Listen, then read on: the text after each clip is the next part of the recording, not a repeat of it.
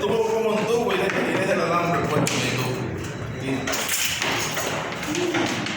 Mira, ahí se quedó afuera. Una vez de trabajo de fuera, por eso.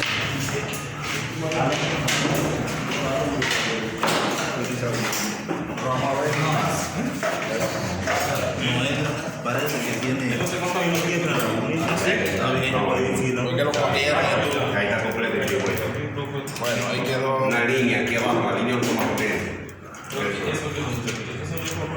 Pero que Vamos a ver si prende de ahí. Ya tú terminaste. va a prender eso. Aquí en esta línea, que es lo que no se puede. Esta línea aquí abajo.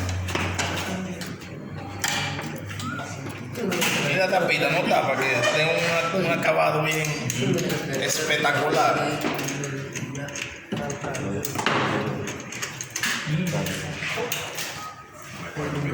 Ahí que te echó, te pones en la cosita. Ahí, el alambre, ve lo que te digo.